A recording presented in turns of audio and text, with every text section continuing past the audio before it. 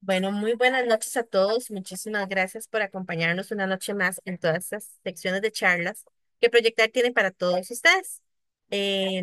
La charla, como todos, queda grabada, será difundida en nuestro canal de YouTube. Hoy, en esta ocasión, agradecemos a Intraca. Intraca es Ingeniería de Tránsito y Carreteras, donde hoy nos van a hablar sobre los permisos de accesos en rutas nacionales, tramitación la importancia al respecto para el trámite de permisos de construcciones municipales. En esta ocasión nos acompaña Mario Macís y Adriana de Intraca. Les agradecemos toda su colaboración y coordinación que hemos realizado en conjunto con Proyectar. Si tienen alguna consulta, por favor, realizarla en el momento que la tengan, levantando la mano o mediante el chat, y yo les realizo las consultas a ellos para hacer una charla de manera interactiva. Agradecemos al público en general, siempre se conecta arquitectos, ingenieros o estudiantes. Muchísimas gracias, por favor, no se queden con la duda. Y mañana, a primera hora, la grabación va a estar en nuestro canal de YouTube. Entonces estaríamos difundiendo el enlace en nuestra comunidad de Proyectar, donde hoy somos más de 880 arquitectos de todo el país. Muchísimas gracias, Mario, este es su espacio. Muy amable. Buenas noches, mucho gusto a todos. Mi nombre es Mario Macís. Yo trabajo, como mencionó Tatiana, para la empresa Intraca. Intraca es una empresa de consultoría vial que tiene más de 8 años de experiencia en todo lo que tiene que ver con tramitación ante el MOP, ¿verdad? Específicamente, la charla del día de hoy es para ver todo lo relacionado con los permisos de acceso, principalmente en rutas nacionales, cómo es la tramitación y por qué es importante contemplarlo desde un inicio, dado que hemos identificado que en algunas ocasiones este proceso no se tiene tan mapeado, digamos, cuando se desarrolla y proyecta un proyecto, y por eso la importancia de esta presentación. Segundo.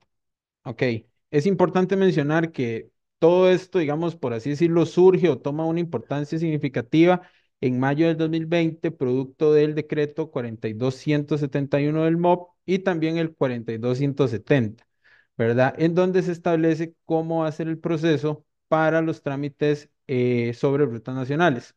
Este proceso realmente siempre ha existido, ¿verdad?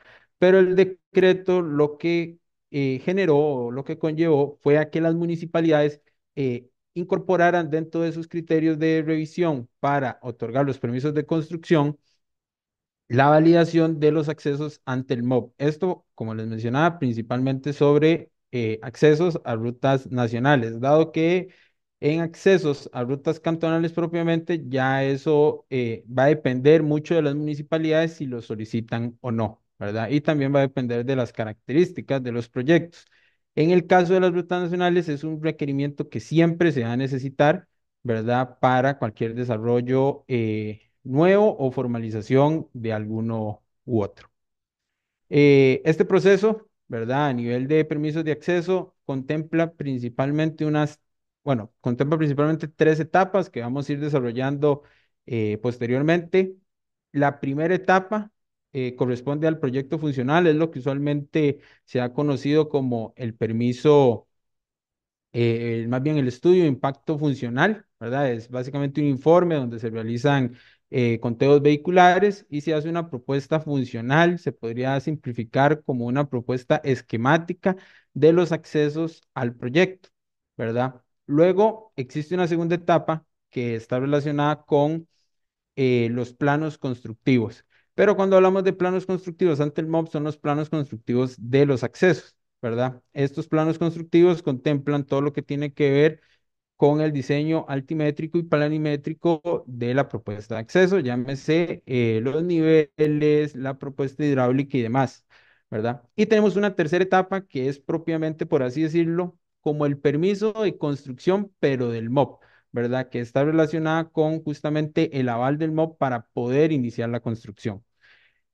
Aquí, como paréntesis, es importante mencionar que para efectos del permiso de construcción municipal, se requiere, digamos, tramitar hasta la segunda etapa. Una vez aprobada la segunda etapa, se puede tramitar el permiso de construcción municipal y en paralelo, evidentemente, el permiso, digamos, de construcción por parte del MOB, que sería la tercera etapa. ¿Cuál es la importancia de conocer este trámite ¿verdad? Para los diversos proyectos. Básicamente, que como les mencionaba, todo proyecto, todo acceso vehicular de un proyecto que da o tiene de frente una ruta nacional deben ser aprobados por el MOP, ¿verdad? Y ahora las municipalidades sí están, digamos, como más atentas o sí son un ente fiscalizador de que ese permiso se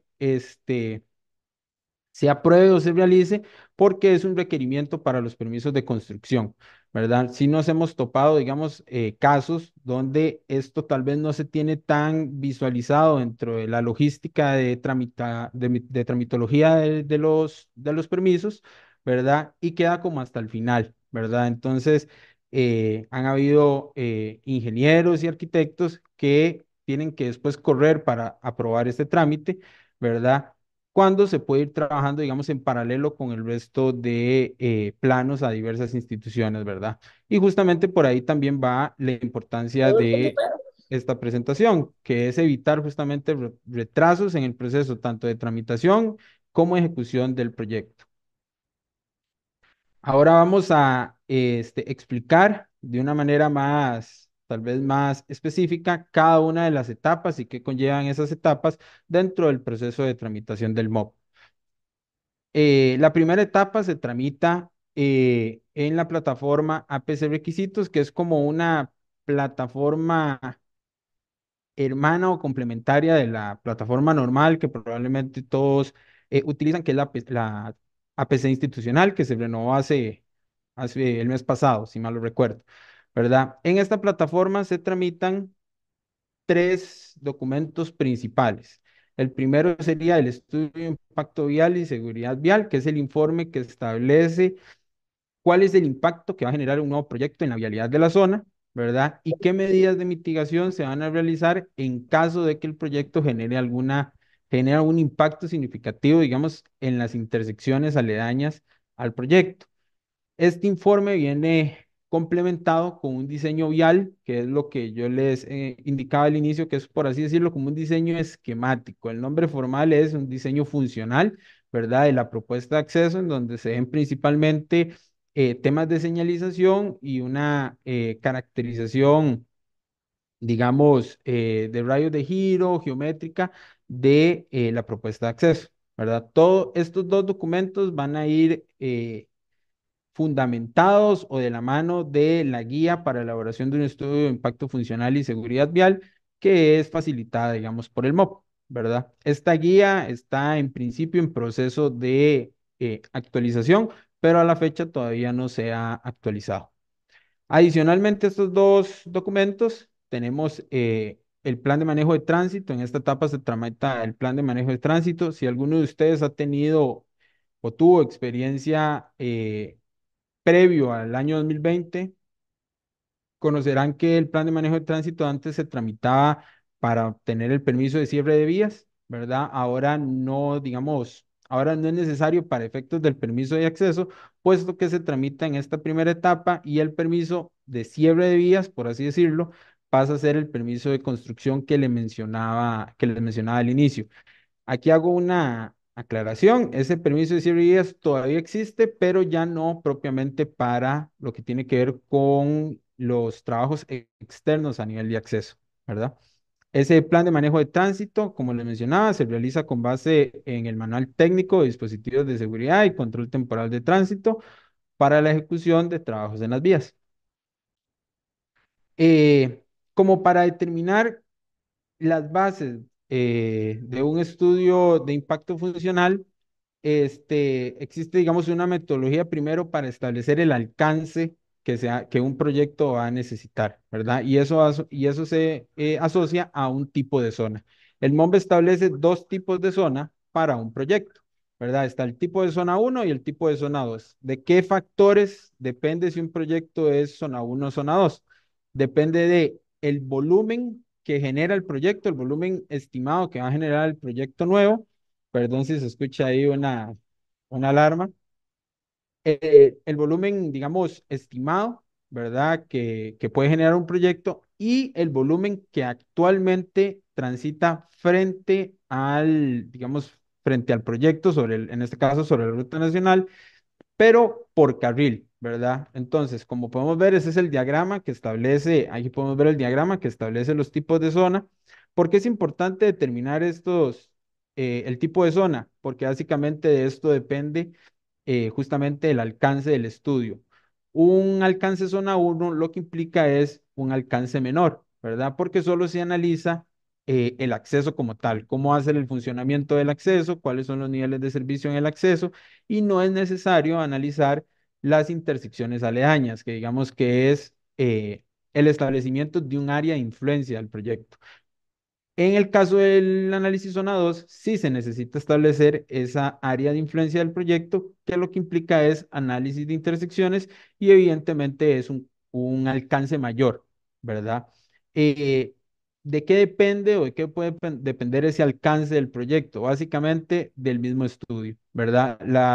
El criterio que establece el MOP para determinar hasta cuándo o hasta cuánto más bien hay que analizar va a depender del mismo impacto que se va a ir generando a lo largo de las intersecciones, ¿verdad? Entonces, puede ser que un proyecto con dos intersecciones sea suficiente o puede ser que esas dos intersecciones se vean afectadas, ¿verdad? Y tenemos que ya recurrir a analizar, no sé, tres, cuatro intersecciones. Eso va a depender principalmente de la magnitud del proyecto y qué tan afectada va a estar la zona o las intersecciones aledañas al proyecto.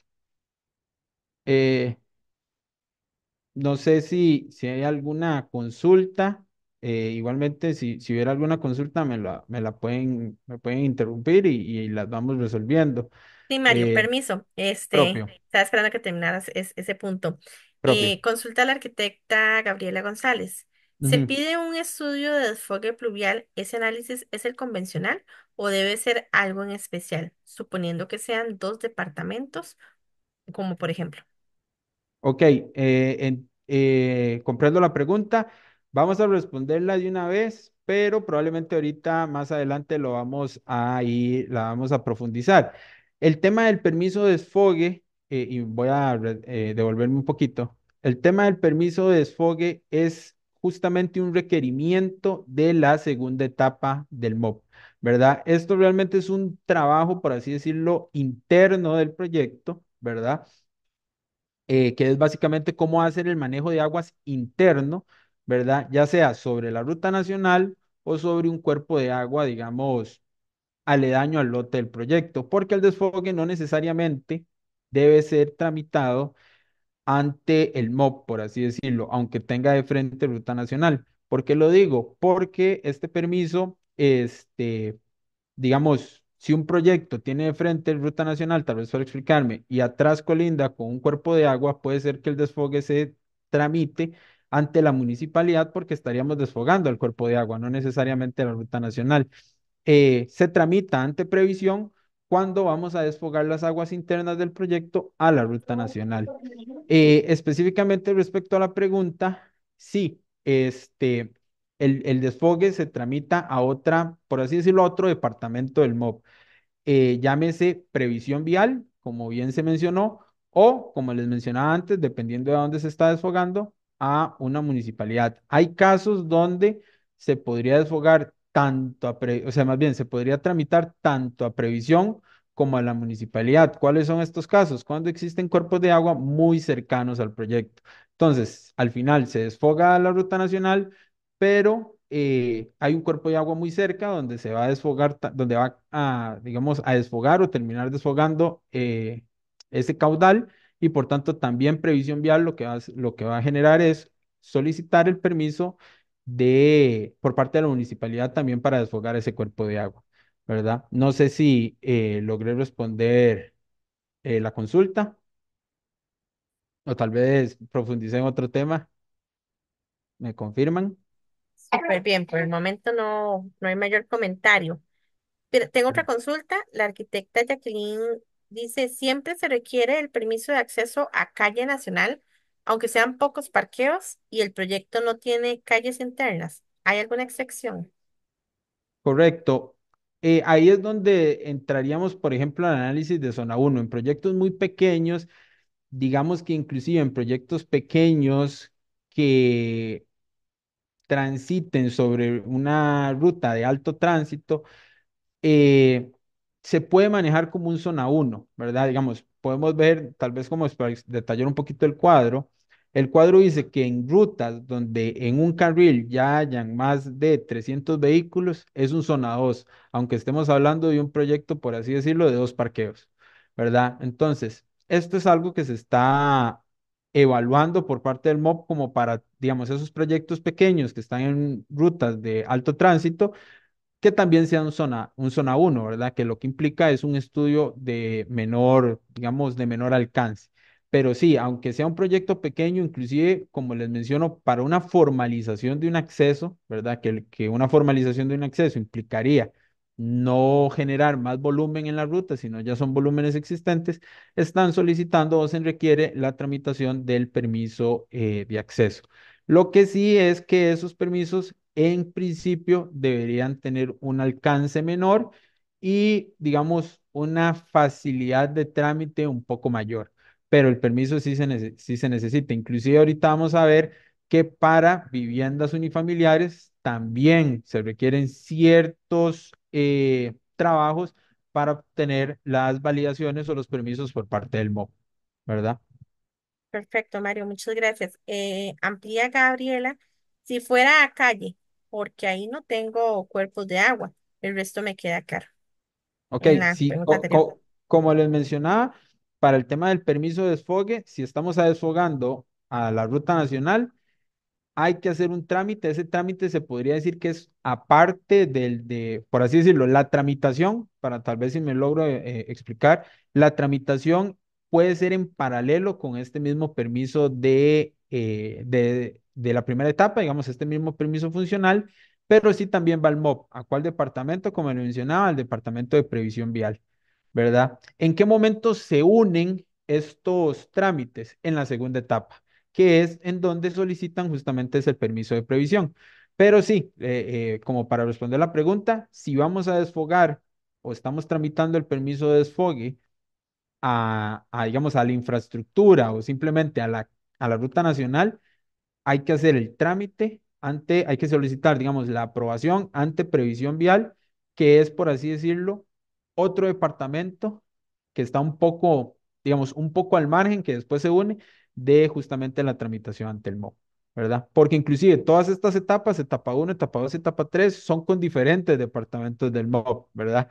La etapa uno es se aprueba, digamos, mediante la plataforma PC Requisitos en el departamento, o más bien la Dirección General de Ingeniería de Tránsito. La etapa 2 se tramita con la División de Obra Pública del MOB, específicamente con el Departamento de Diseño Geométrico.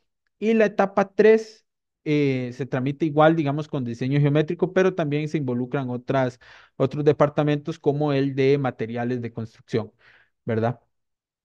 Eh, Creería que ya ahora sí respondí. Igual si algo no me logro explicar, ahí retomamos. Pero sí, básicamente, si solo podemos desfogar, si un proyecto puede desfogar a la ruta nacional, hay que hacer un trámite, se podría decir que en paralelo, con el Departamento de Previsión Vial, ¿verdad? Perfecto, Que- muchas gracias, dice Gabriela. Con todo gusto. Eh, a nivel de alcances del estudio de impacto funcional y seguridad vial, esto es principalmente ya cuando estamos hablando bueno, de un zona 2 o en general, se debe hacer un análisis primero de la situación actual mediante aforos vehiculares. Posteriormente, a la red vial o al acceso se incorporan los volúmenes del proyecto nuevo, los volúmenes que se estiman mediante un análisis de tasas de proyectos similares y si esa afectación es significativa o no, se deben también plantear medidas de mitigación sobre digamos, sobre la zona, por así decirlo, afectada o influenciada por el proyecto, ¿verdad? Adicionalmente, el estudio debe contemplar aspectos mínimos de seguridad vial, que eso está relacionado más que todo con la propuesta de diseño y qué particularidades tienen dependiendo de diversas maniobras o características que se puedan necesitar o requerir por parte del proyecto, ¿verdad? Que aquí vamos a ver esos aspectos mínimos de seguridad vial. Básicamente tenemos los principales, tenemos, por así decirlo, las maniobras de giro izquierdo.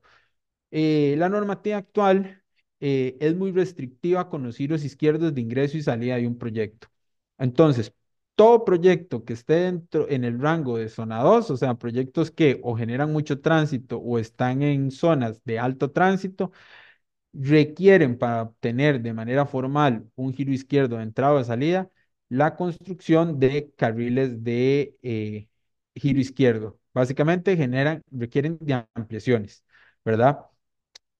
Proyectos que se encuentran en zonas con velocidad máxima de mayor a 60 kilómetros por hora, se les exige carriles de desaceleración, aceleración, aunque no tengan, digamos, eh, más, aunque sea un proyecto pequeño, ¿verdad? Esto es simplemente a nivel de normativa que se necesitan estos carriles. Aquí es importante que estamos hablando de, para efectos MOB, estamos hablando de proyectos en donde se establezca la velocidad máxima. Hay proyectos, por ejemplo, donde se dice que o están cerca de una señal de velocidad restringida, por así decirlo, de 40, pero si la velocidad máxima es 60, igual requieren estos carriles, ¿verdad?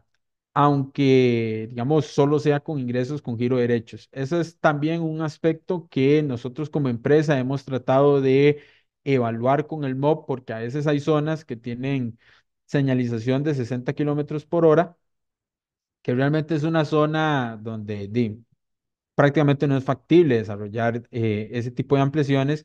Entonces, justamente por eso es un poco restrictivo, digamos, este tema de los carriles de aceleración y desaceleración, pero al día de hoy, digamos, en rutas que tengan velocidad máxima mayor a 60, estos carriles deben ser contemplados sin importar la magnitud del proyecto, en principio. Luego también tenemos otro tipo de proyectos que son también usualmente proyectos relativamente más sencillos, que son los que tienen o contemplan estacionamientos frontales, que son de manera simplificada los proyectos que tienen estacionamientos como los tipo chino, por así decirlo, que entran directamente y salen en reversa. Estos tienen la particularidad de que se debe hacer, por así decirlo, un análisis de los tiempos de maniobra que establezca o se determine la afectación que van a tener sobre la ruta nacional, dado que en estos casos los accesos no se analizan propiamente como una intersección, ¿verdad? Básicamente tienen sus particularidades y son estacionamientos que únicamente se permiten en rutas con velocidad máxima de 40 bueno, menores a 60, porque puede ser en proyectos que tengan velocidad máxima de 50, que son pocas las rutas que tienen justamente ese señalamiento. Otros aspectos de seguridad, tal vez un poquito más sencillos, es la distancia esquinas. Un proyecto esquinero puede tener accesos sobre ruta nacional, pero el acceso debe estar a una distancia de 10 metros de la esquina, ¿verdad? En rutas con velocidad menor a 60 y si son rutas con velocidad mayor a 60, tiene que tener una separación de la esquina de 20 metros. Existen también criterios de anchos de carril, que usualmente básicamente son anchos mínimos de 3 metros. Hay digamos, un criterio de análisis nuevo que surgió a partir de la guía, que es el análisis de zona libre lateral, ¿verdad? Eso se basa en el manual de márgenes y carreteras de la UCR, ¿verdad?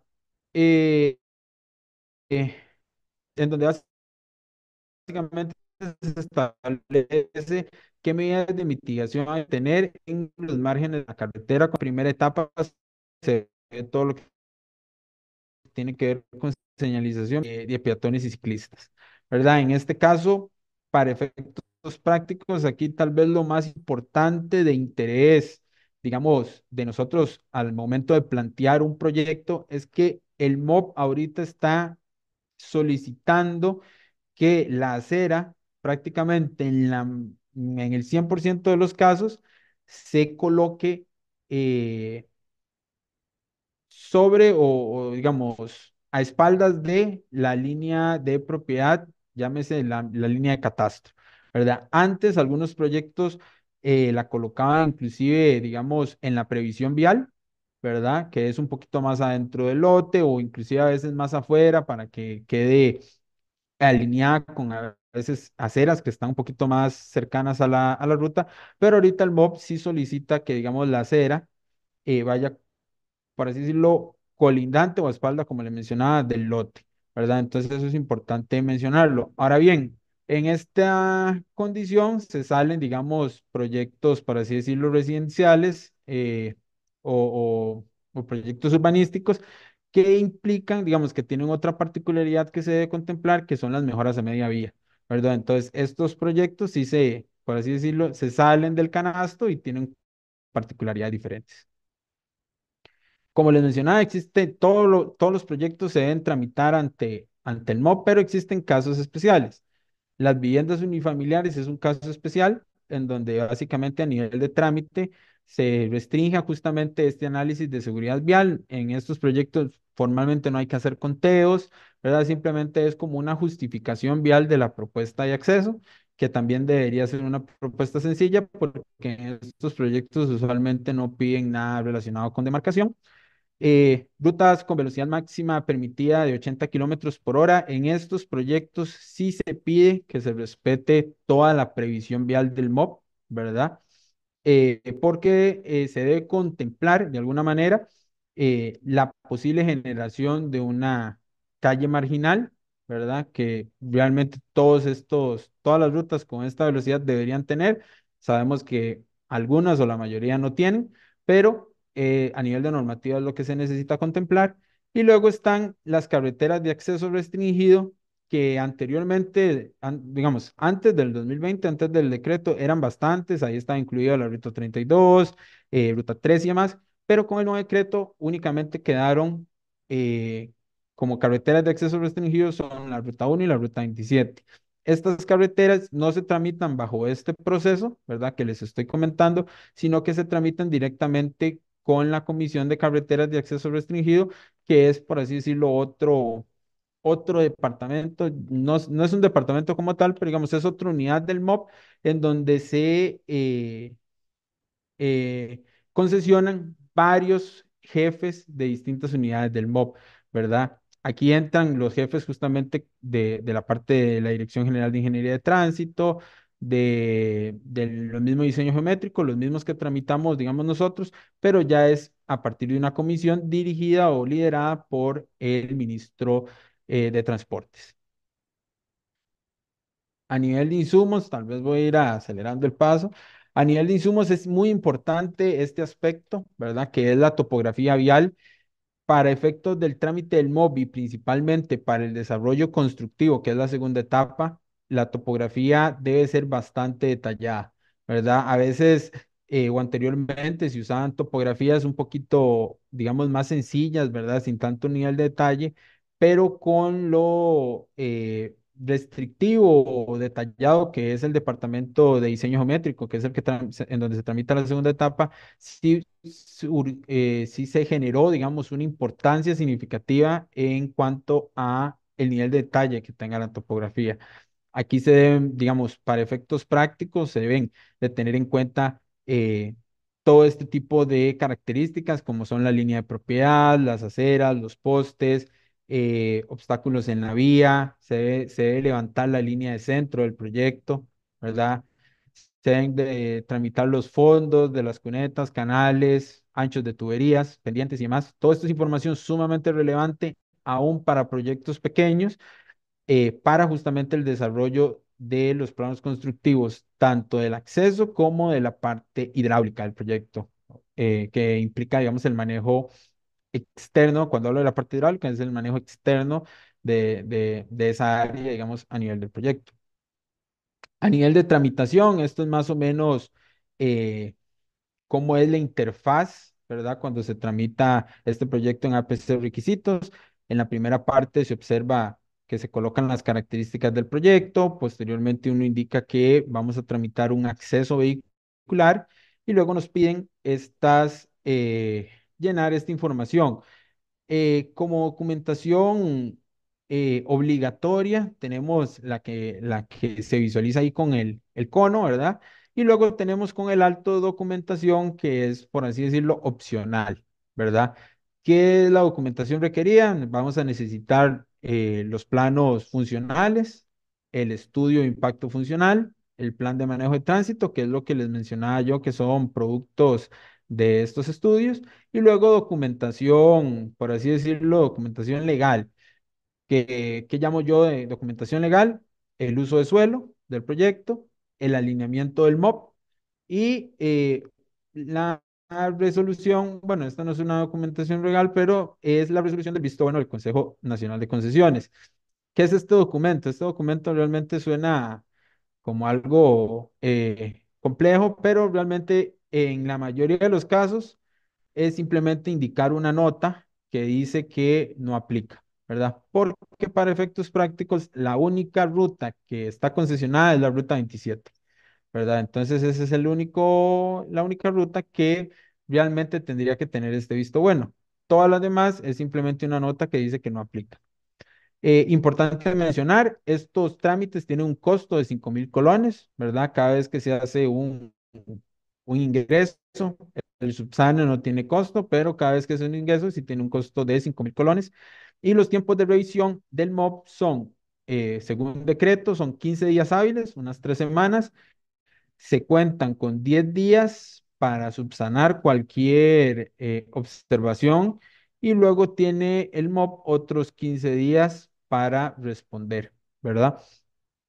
Es importante que si no se subsana en esos 10 días, se debe iniciar, por así decirlo, el proceso y implicaría un costo nuevamente de los 5.000 colones.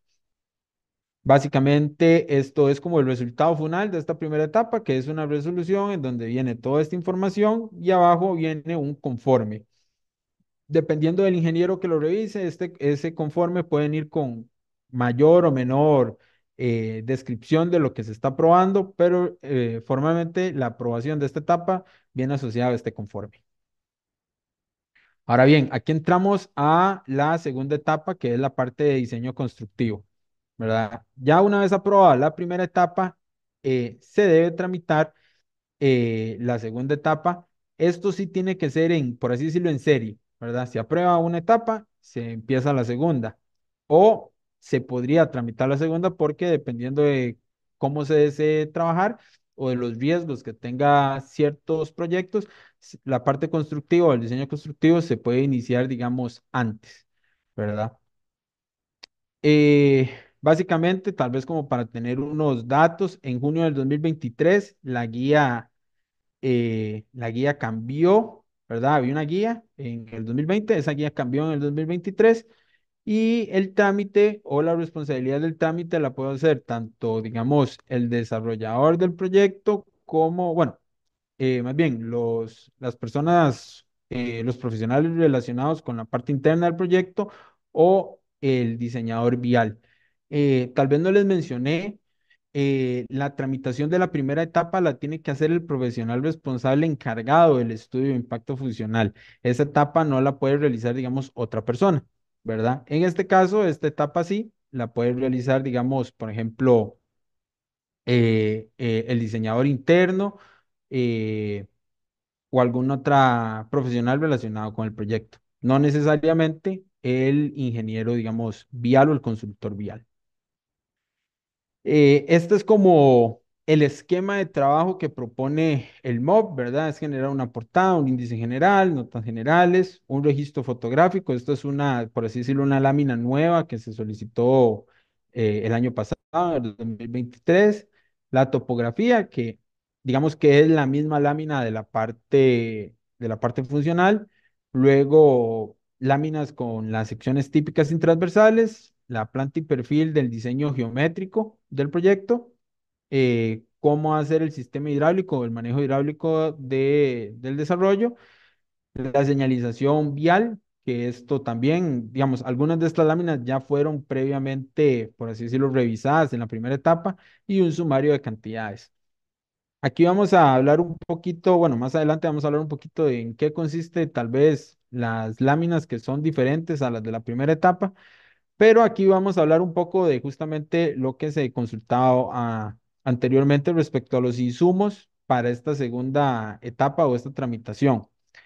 Se podría decir que el más importante, bueno, los dos más importantes son estos primeros, ¿verdad? Uno es el estudio hidrológico.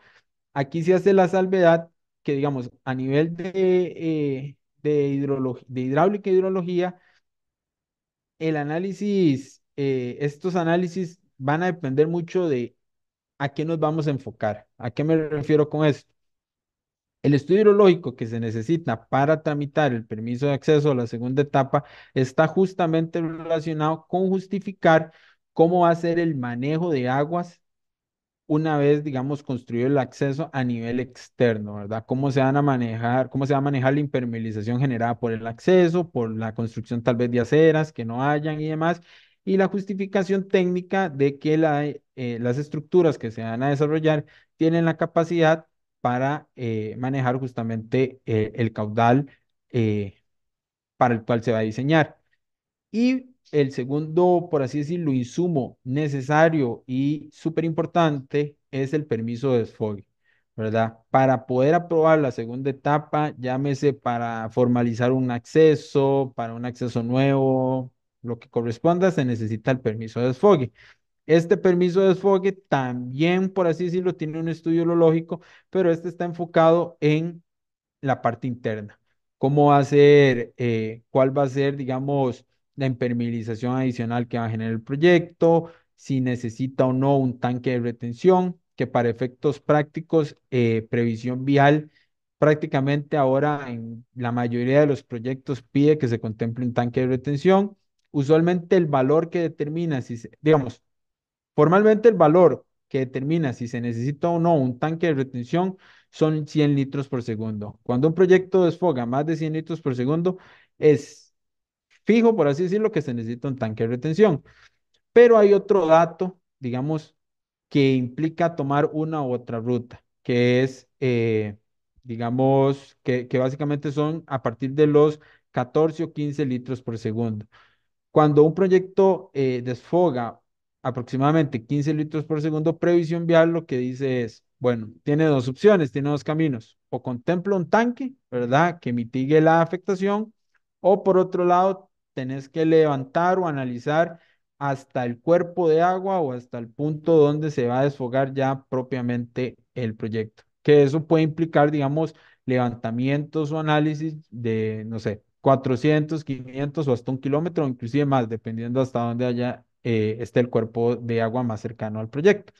Y luego tenemos, por así decirlo, dos insumos que va a depender de las características o necesidades del proyecto. Uno es el diseño de pavimentos y las pruebas de CBR.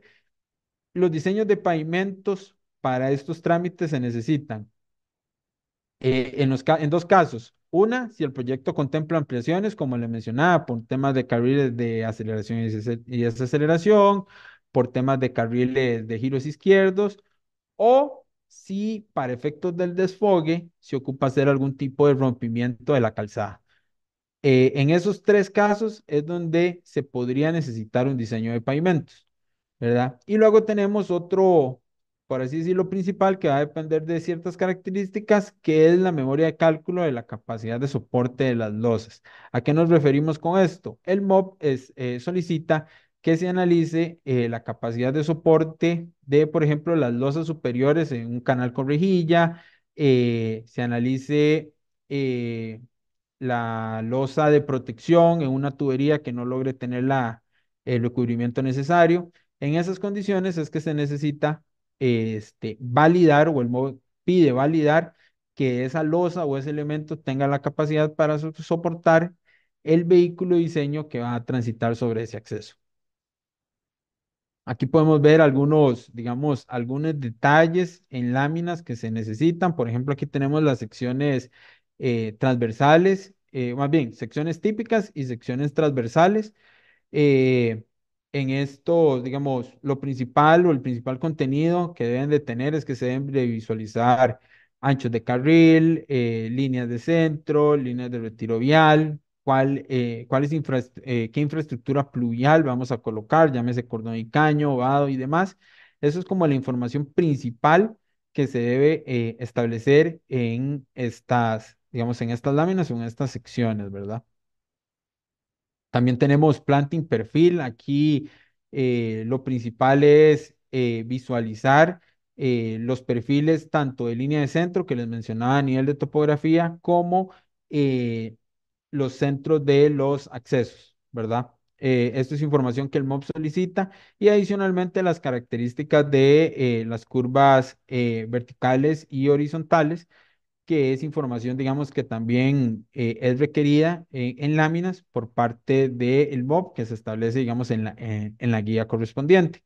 ¿Verdad? Aquí es importante también mencionar que para efectos de estos trámites, si un proyecto está muy cercano a una curva o en una curva, piden también un diagrama que se llama diagrama de superelevaciones, que es cómo va variando, que básicamente el resumen de estos diagramas es cómo va variando el peralte a lo largo de dicha curva. Este es, Mario, sí, propio, permiso, disculpa. propio. Consulta a José Pablo Jiménez. ¿Cuánto es un costo promedio aproximado de todo el servicio de trámite de desfogue y acceso para un proyecto sencillo de parqueos al frente con 4 parqueos para tenerlo presente y poder contratarlos a ustedes? Un precio Sí, aproximado. ajá, a nivel de precios es complicado, ¿verdad? Definir un monto propio porque va a depender mucho de, digamos, del lugar, por ejemplo, en temas de zonaje eh, y de ciertas características que puede tener el proyecto, como por ejemplo si tiene una cuneta cerca, si es un proyecto sencillo pero está en una ruta de alto tránsito va a depender de varias cosas, ¿verdad? Por así decirlo, por tirar, digamos, o por indicar un costo aproximado de, digamos, de todo el proceso, podríamos estar hablando tal vez de, no sé, podríamos estar hablando tal vez de 4 millones todo el proceso, ¿verdad? Más o menos. Podría ser menos, podría ser más, ¿verdad? Mucho va a depender de las características del proyecto, ¿verdad? Aquí estoy considerando no solo la parte del desfogue, ¿verdad? Porque puede tener un monto menor, ¿verdad? Sino básicamente todo el proceso de tramitación, inclusive el permiso de desfogue, ¿verdad? Básicamente por ahí anda, ahí también estamos incluyendo posibles insumos, ¿verdad? No solo estamos hablando de la parte técnica, sino también del desarrollo de insumos, por ejemplo, el levantamiento topográfico, los estudios hidrológicos, que en algunas ocasiones puede ser que, digamos, otros profesionales lo realicen, ¿verdad? Aquí lo importante es, tener en cuenta las características del proyecto, las necesidades digamos, de insumos o requerimientos que se van a necesitar y también la importancia de la experiencia, digamos, de los consultores para poder desarrollar estas obras. Es importante, como les menciono, cuando hablamos de montos, y también por eso son importantes estas capacitaciones, es que se sepa bien, aprovechando la consulta, es que se sepa bien o contemplen, o más bien ustedes conozcan bien todo este proceso tramitológico, porque anteriormente o se nos han presentado casos donde tal vez se hablen de montos, por así decirlo, de $3,000 a veces, que básicamente andan como 1,5 millones. Usualmente esos montos están relacionados únicamente con el estudio de impacto vial, o sea, la primera etapa, ¿verdad? Entonces, si hemos tenido casos donde esa etapa se realiza, pero ya después los profesionales no continúan o dejan, digamos, en el mejor de los casos, aprueban la primera etapa y no continúan con la segunda y la tercera, ¿verdad? Porque la segunda sí les puedo indicar que es, digamos, todo es bastante específico. O son especialidades, por así decirlo, dentro de nuestra profesión, pero la segunda etapa es inclusive un poquito más técnica que las otras dos, ¿verdad? La segunda más bien es un poquito más técnica que las otras dos, o más compleja de aprobación.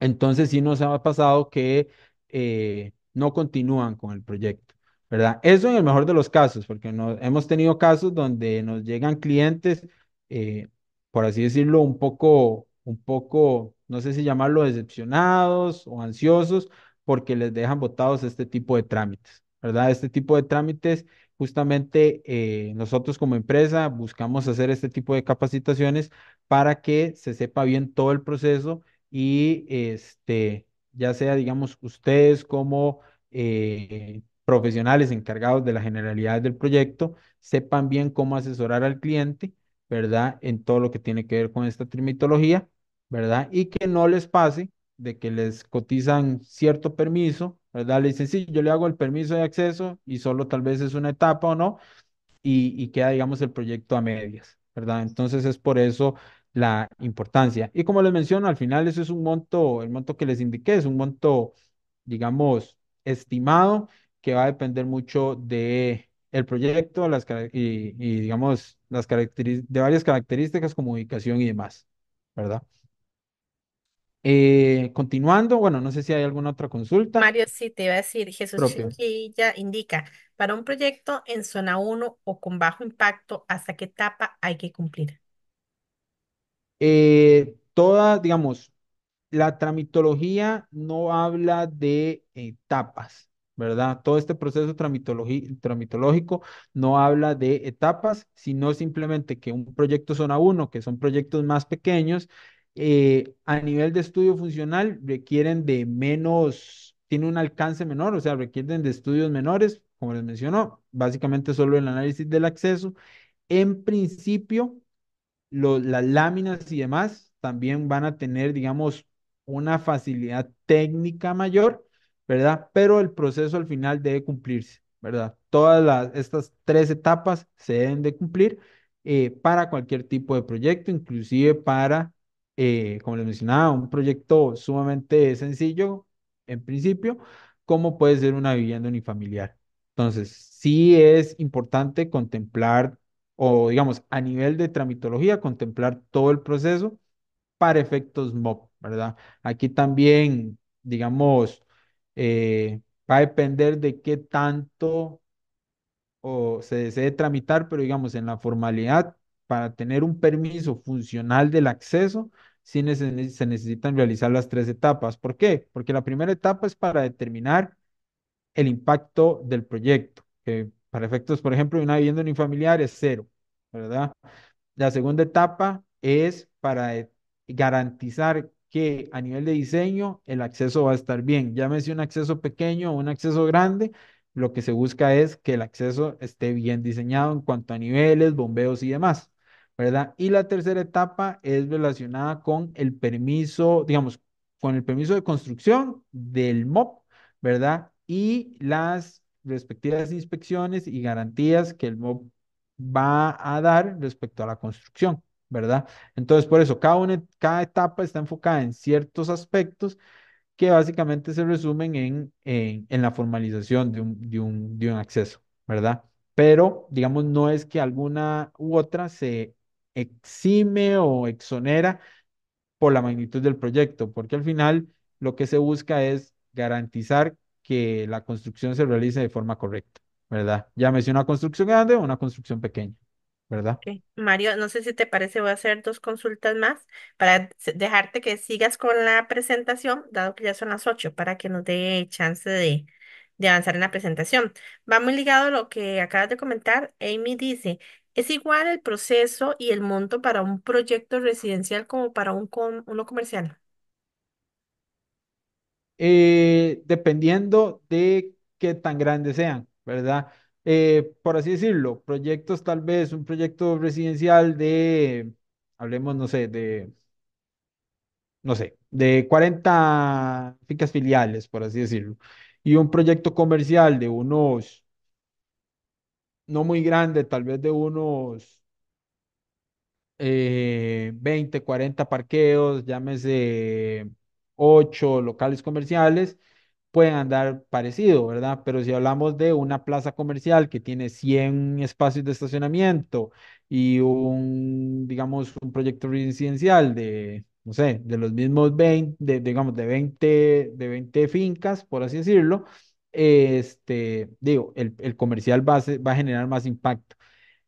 En general, como se hizo digamos, a nivel de esa comparación, podemos determinar que un comercial es usual que genere más impacto, ¿verdad? Entonces, por ejemplo, un comercio de 25, 30 parqueos está ligado, por así decirlo, tal vez a un proyecto residencial de 40, 50 fincas filiales, ¿verdad? Entonces, sí hay una diferencia, pero va a depender más que todo de la magnitud, ¿verdad? Porque si es un residencial, no sé, de 1000 casas, un local comercial, un proyecto comercial de ocho locales no va a ser, digamos, no va a tener el mismo impacto, va a ser un impacto menor. Entonces va a depender mucho de la magnitud de los proyectos, pero si hablamos de un igual, digamos, igual parqueos, igual fincas, evidentemente el proyecto comercial se podría estimar que va a tener más impacto, ¿verdad? Ok, Lo mismo para cada uno de los usos. perdón, y finalmente Gerald consulta Gerald Vargas, a la municipalidad que hay que presentar para obtener el permiso de construcción, viéndolo desde las etapas que usted menciona.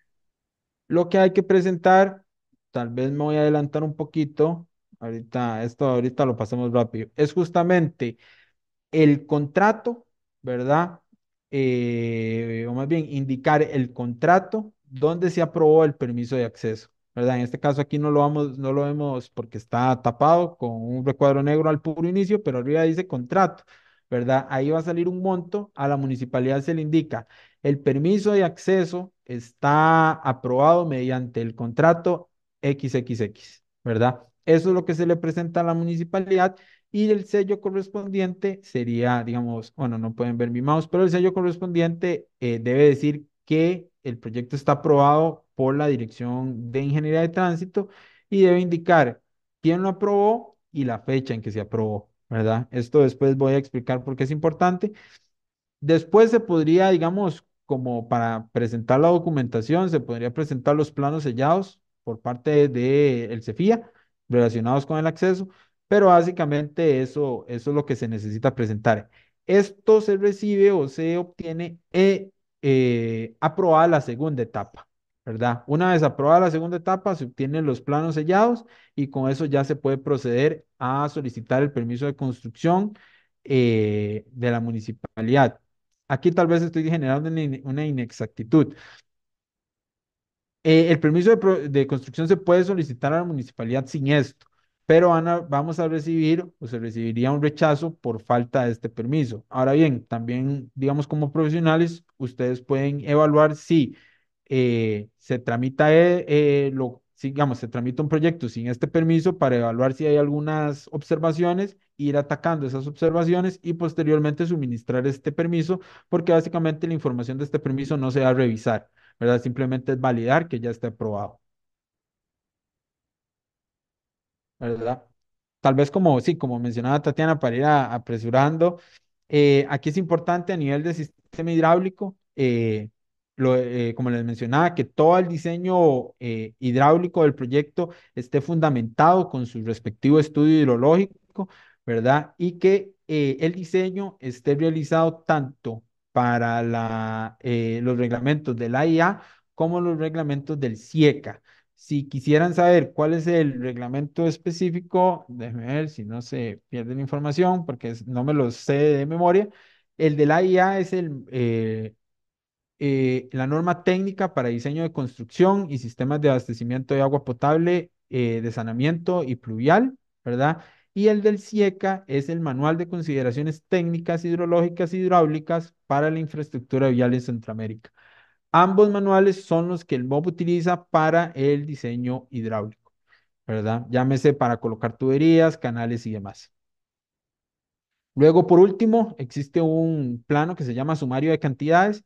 Aquí básicamente lo que se recopila es todos los trabajos que van a necesitar realizarse con base en el manual CR 2020, ¿verdad? Y se establecen las unidades y cantidades de todos los trabajos relacionados única y exclusivamente con el acceso, ¿verdad?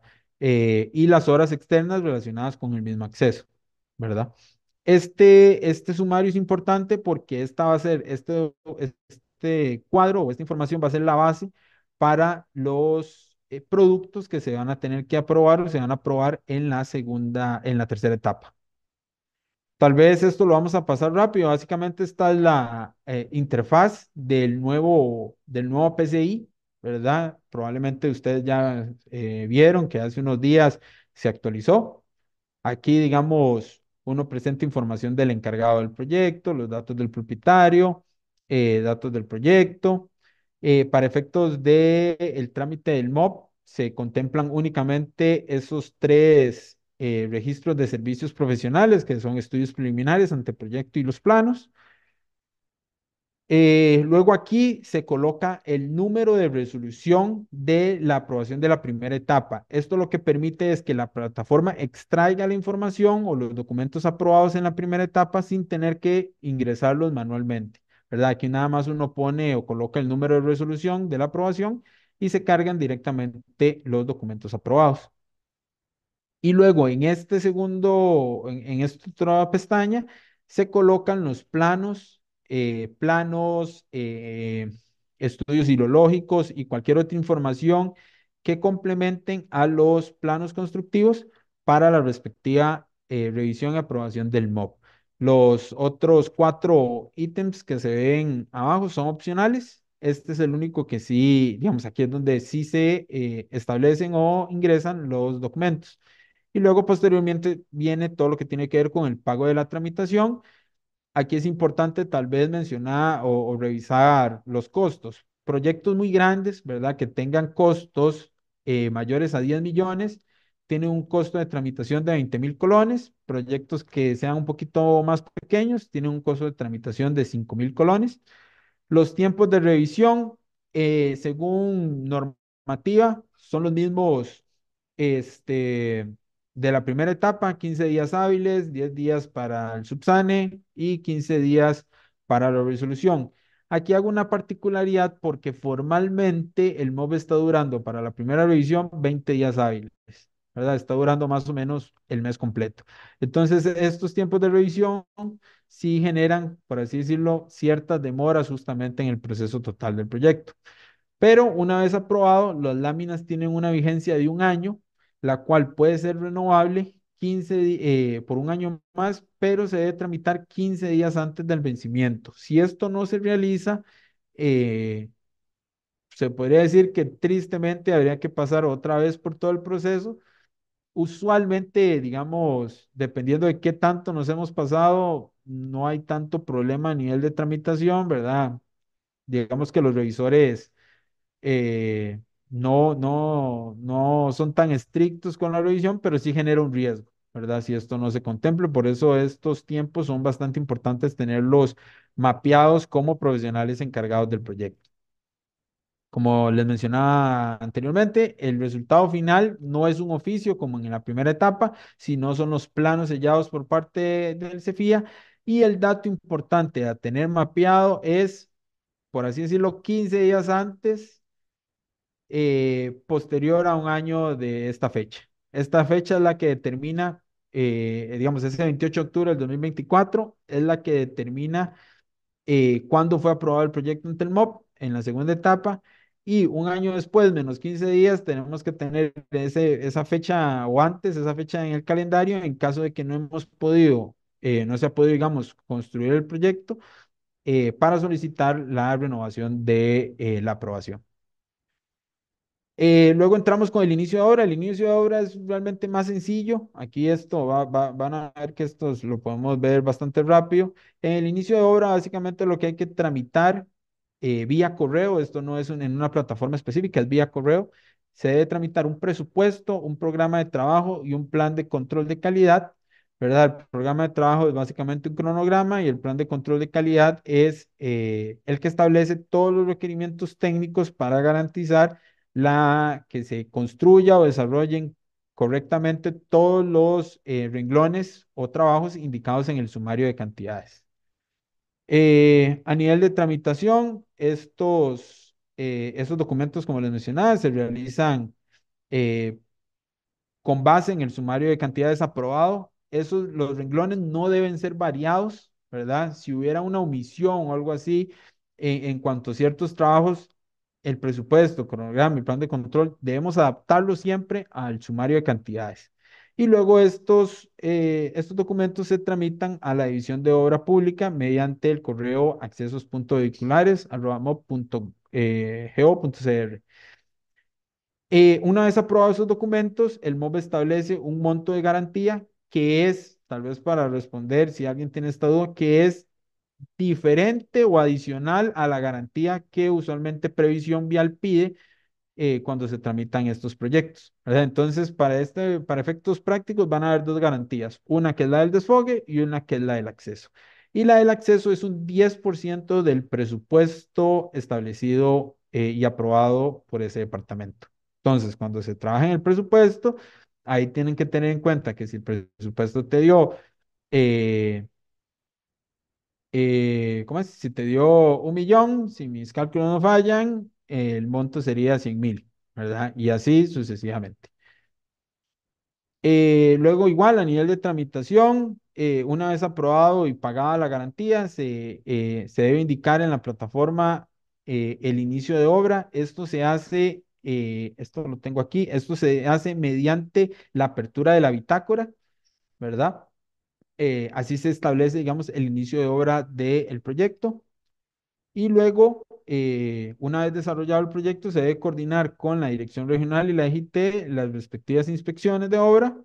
Y en caso de que durante el proceso constructivo hayan habido cambios en diseño, se debe presentar los planos ASBIL y el informe de control de calidad, que es un informe donde se establezca los controles o, digamos, se valide los controles de calidad establecidos en el plan de control de calidad previamente aprobado. Y una vez se haya inspeccionado todo y el ingeniero del MOB haya aprobado, digamos, la construcción, se recibe el documento que, digamos, no tiene, por así decirlo, vigencia, que es el permiso de acceso vehicular, o mejor conocido, yo lo nombro diferente, que es el permiso de funcionamiento de acceso vehicular, ¿verdad? Que es ya el permiso que dice se construyó bien, no va a generar impactos, se diseñó bien y con ese permiso se tramita la devolución de la garantía ante el mismo correo con que se tramitó, que es ese de accesos vehiculares. A nivel de tramitación, formalmente tienen los mismos días de revisión, ¿verdad? 15 días hábiles, 10 días de subsanes, 15 días para la revisión. Sin embargo, este trámite es más sencillo, por así decirlo, y a veces duran un poquito menos. Va a depender mucho de la carga laboral de ellos. Y como les mencionaba, aquí sí es importante que el inicio de obra se realiza ahora mediante la apertura de la bitácora, como les mencionaba anteriormente. Y básicamente esa es, digamos, lo que conlleva el proceso de tramitación. Aquí están mis datos por cualquier cosa, si igual les queda alguna duda o quisieran que los apoyemos en algún tipo de trabajo, esos serían mis datos. Pero digamos, ese sería ya el proceso completo de tramitación. No sé si tienen alguna consulta, si quieren retomar o detallar algún tema en específico en este tiempo que nos queda. Y de mi parte estoy a la orden. Mario, primero que nada, muchísimas gracias. Una charla bastante completa. La gráfica y toda la información que nos has brindado sé que es de gran utilidad para muchos. Ya me están pidiendo la grabación de la charla. Entonces, sí me gustaría indicarles que la grabación estará en nuestro canal de YouTube. Ya casi paso la dirección por acá. Y para los que no forman parte de la comunidad Proyectar, pero si no, igual en el chat se va a pasar la información. Em, Ahorita tengo un comentario acá en el chat, dice Gerald Vargas. Entonces, ¿estos trámites se cobran fuera del porcentaje de ley de los servicios? No, digamos, estos trámites, déjeme ver cómo puedo responder. Estos trámites, digamos, van a estar amarrados a los porcentajes de ley de los servicios, puesto que, digamos, digamos, se deben indicar en el contrato establecido por el CEFIA para la respectiva tramitación. Ahora bien, usualmente esos porcentajes, digamos, en cuanto a la tramitación, son mayores, ¿verdad? Ahí vimos que me parece podemos revisar en cuanto a, digamos, anteproyecto, dice un 1%, planos de especificaciones 4%. Usualmente, dependiendo del tipo de proyecto, estos trámites, ese porcentaje puede ser mayor porque estaríamos hablando de el costo, digamos, o el porcentaje de la obra relacionada con el acceso, ¿verdad? No propiamente de la obra global del proyecto, ¿verdad? Entonces, tal vez esa es como la particularidad que tendríamos a nivel de la tramitología. Pero sí, digamos, los montos sí van a ir, digamos, asociados a los porcentajes mínimos establecidos por el CEFIA, ¿verdad? Ok, perfecto, más bien muchas gracias. No sé si tiene alguna consulta o comentario. Desean levantar la mano o escribirla en el presente chat. Por el momento ya se han evacuado todas las que pusieron en el chat. Sí, igual ante cualquier, digamos, por así decirlo, experiencia, también podríamos comentar algo relacionado con alguna experiencia. eh, Tal vez como igual para rescatar toda esta tramitología se necesita para accesos que van sobre ruta nacional. En las rutas cantonales va a depender de los, no sé si llamarlo estándares o requerimientos que tenga propiamente cada municipalidad, ¿verdad? Cada municipalidad tiene sus requerimientos. Por ejemplo, la municipalidad de San José solicita un estudio de impacto vial cuando el proyecto tiene cierta magnitud. Si no tiene esa magnitud, no lo piden. La municipalidad de Limón, entiendo que, que sí tiene, digamos, sus criterios para generar o solicitar un permiso de acceso, ¿verdad? Y si piden estudios viales y así con todas las municipalidades. Eh, Inclusive, tal vez no lo mencioné relacionado con el inicio de obra, pero hay municipalidades que para el permiso de construcción piden llegar hasta la segunda etapa, ¿verdad? Pero para otorgar, por ejemplo, en proyectos comerciales, para otorgar la patente comercial, te piden tener aprobada la tercera etapa y el permiso de funcionamiento del MOB, que es todo ese proceso que les mencionaba. Entonces, al final, vas a poder construir el proyecto, pero si no terminas todo el proceso del MOB, no te van a otorgar la patente comercial, ¿verdad? Eso sé que, por ejemplo, lo exige la Municipalidad de Vázquez de Coronado. ¿Verdad? Otra municipalidad que lo pide, usualmente, si mal lo recuerdo, es Curriabat, Escazú es otra que lo pide, ¿verdad? Hay otros que tal vez no, pero sí lo más recomendable es completar todo el proceso para que a futuro no se considere que el trámite está incompleto y que por X o Y razón se tenga que volver a hacer. Inclusive sé que para efectos de remodelaciones hay municipalidades que piden formalizar el acceso de proyectos que han tenido 10 o 20 años de estar en actividad, pero que como no se tramitó en su momento el permiso de funcionamiento, te piden que, no sé, para colocar un techo, te piden formalizar los accesos. Entonces, por eso sí es importante tener todo el proceso completo porque ya el visto bueno de funcionamiento ya no tiene vigencia. Ya eso te dura, por así decirlo, para toda la vida hasta que quiera cambiar de uso y entonces ya remodelaciones y demás tramitología no va a tener problemas, ¿verdad? Entonces, por eso tal vez es importante también contemplar todo lo que tiene que ver con tramitación. Sigo con consultas que veo que todavía hay. Gracias. Sí, tenemos la mano levantada de Gabriela y después seguimos con consultas que tenemos en el chat. Gabriela, Hola, buenas noches. Vea, esta charla me cayó como anillo al dedo.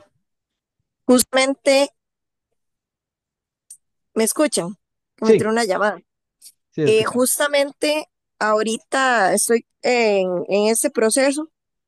¿Sí? Te iba a preguntar justamente, bueno, ya me respondiste que la de Vázquez de Coronado piden hasta el nombre del perro del vecino. Correcto. Te iba a consultar, igual te voy a hacer la consulta por aquello que algún otro colega la tuviera. Se maneja igual entonces ruta nacional secundaria, porque así es como aparece la ruta de Vázquez de Coronado, como ruta nacional secundaria. O sea, se maneja exactamente igual, no cambia absolutamente nada. Correcto. Todas las rutas, más bien, gracias por la consulta, Gaby. Todas las rutas se manejan igual, evidentemente rutas, inclusive rutas terciarias, que son, por así decirlo, las 721 o algo así, que son rutas de a veces hasta de lastre o muy angostas, todas las rutas se manejan igual, ¿verdad? Ahora bien, evidentemente, entre menos principales sean, la lógica dice que menos tránsitos llevan o menos tránsito transitan, valga la redundancia por ahí, y los procesos podrían ser más sencillos. Ahora bien, hay rutas secundarias en Costa Rica que tienen un tránsito sumamente importante. Vázquez de Coronado puede ser una de ellas, ¿verdad? Que tiene volumen muy importante de vehículos, ¿verdad? Entonces, al final la tramitología es la misma, ¿verdad? Pero sí, digamos, la normativa no hace diferenciación, digamos, puntual o específica por el tipo de ruta que sea, llámese primaria, secundaria o terciaria, ¿verdad?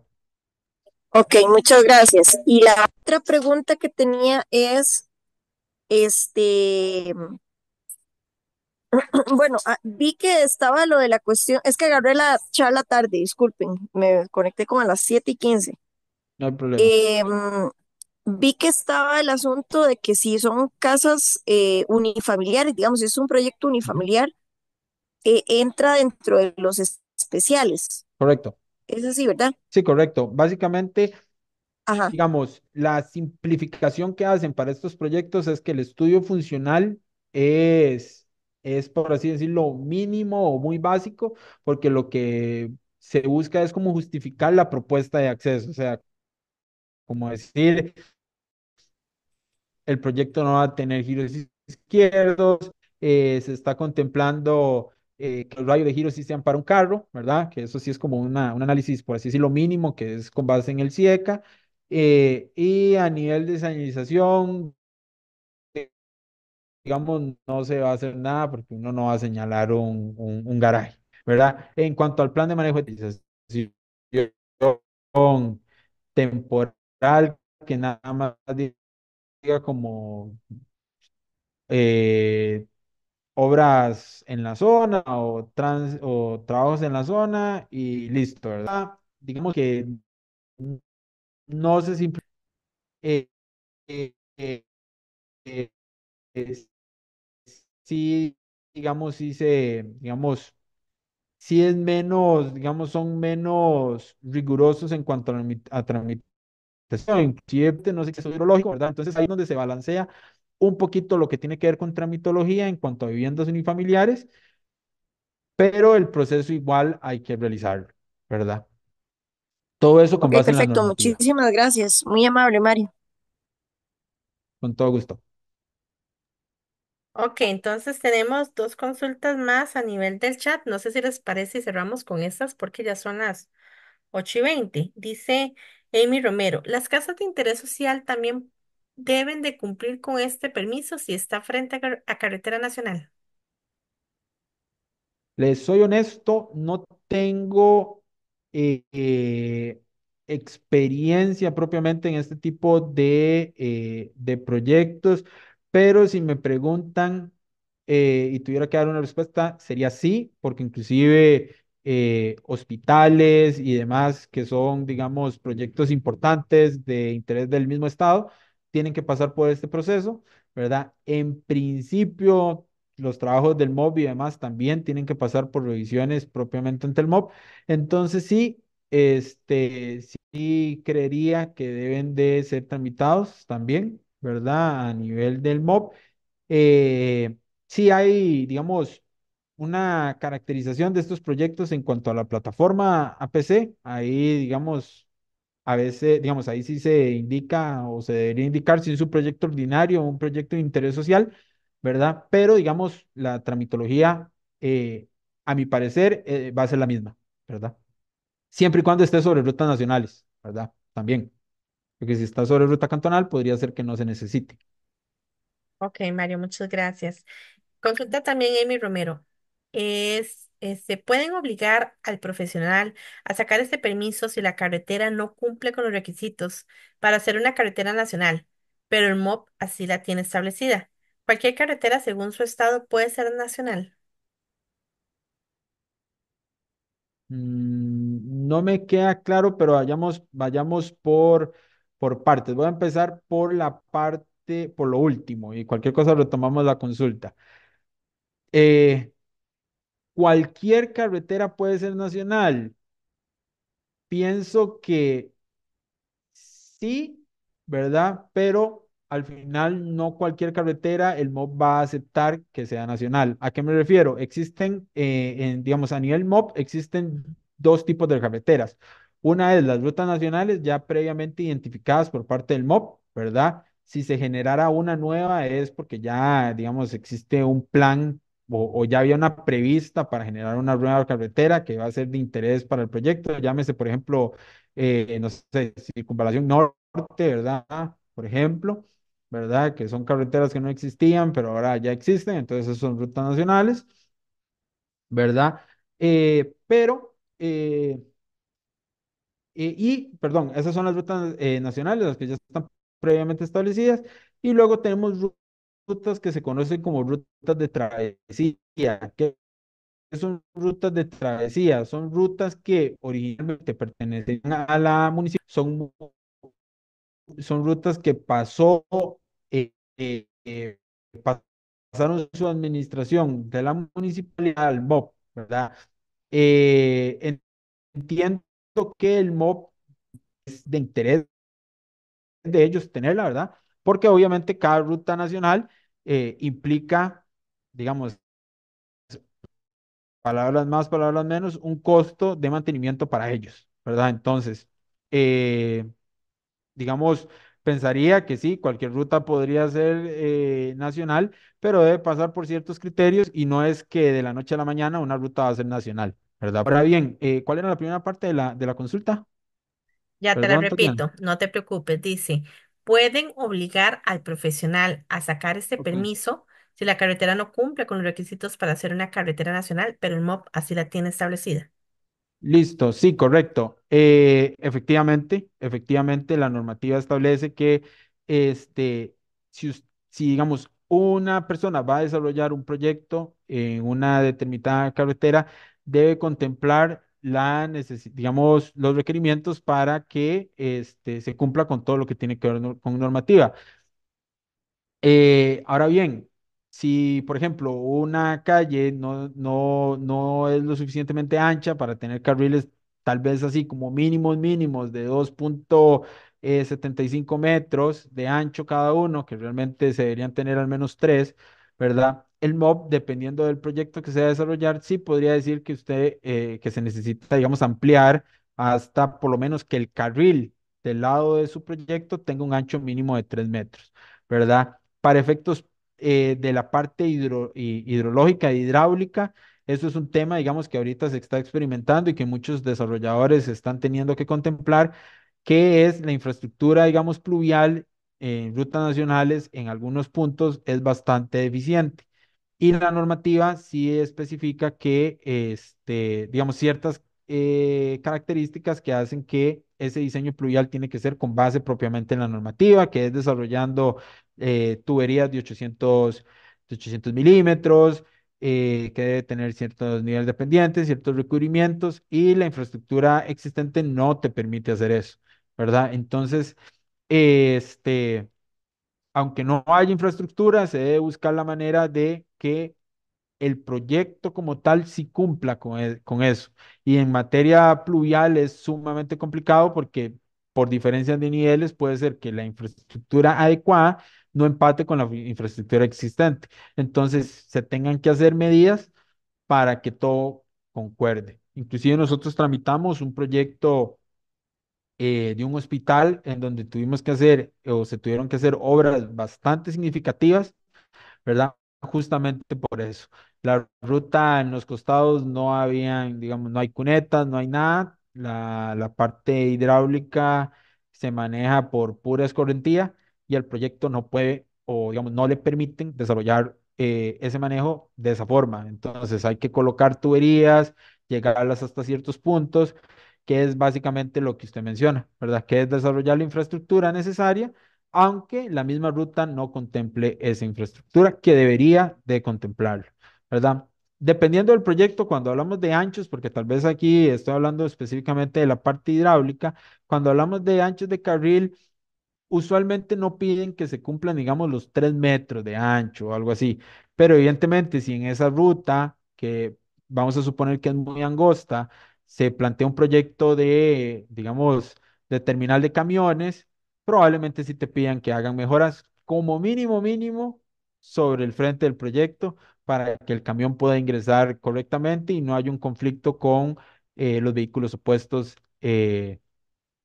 que transitan por esa ruta, que podría no tener o no tendría las condiciones adecuadas para el tránsito en general, ¿verdad? No solo de camiones, pero sí, digamos, pueden solicitar o podrían solicitar simplemente por un por temas de seguridad vial, que es un concepto un poco subjetivo, ¿verdad? Entonces, a partir de ahí, ellos pueden agarrarse, digamos, ellos entienden el MOP, pueden agarrarse para solicitar ciertas medidas de mitigación.